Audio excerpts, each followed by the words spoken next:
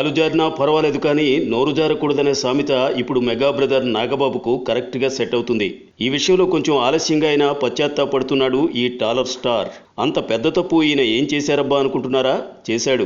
పవన్ ఫ్యాన్స్ని కిరికి పెద్ద తప్పే చేశాడు నాగబాబు. అప్పట్లో మెగాస్టార్ చిరంజీవి 60వ జన్మదిన వేడుకల్లో భాగంగా పవర్ స్టార్ ఫ్యాన్పై తన ప్రతాపం చూపించిన నాగబాబు ఇప్పుడు మాత్రం తాను అలా ప్రవర్తించినందుకు బాధపడుతున్నాడు. ఆ కార్యక్రమంలో పవన్ అభిమానులు చాలా అతి చేసినప్పటికీ తాను వాళ్ల మీద ఆ స్థాయిలో విరుచుకుపడాల్సింది కాదని నాగబాబు రీసెంట్గా చెప్పుకొచ్చాడు. ఈ సందర్భంగా ఒక నీతిని కూడా గ్రహించాడు ఈ మెగా బ్రదర్. పవన్ అభిమానులంటే మెగా అభిమానులేనని, పవన్ ఎదుగుదలకు వారంతా పిల్లర్లాగా ఉపయోగపడ్డారని అన్నాడు.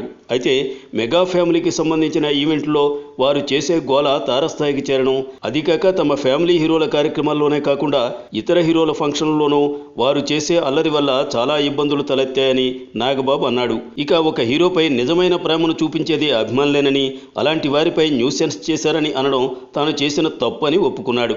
అయితే ప్రశాంతంగా అందరూ సంతోషంగా కలిసి జరుపుకుంటున్న ఫంక్షన్లో పవన్ ఫ్యాన్స్ చేస్తున్న గోలను చూసి తాను విసిగిపోవడం వల్లనే అలా అన్నాను తప్ప వేరే ఉద్దేశం లేదని వివరించాడు.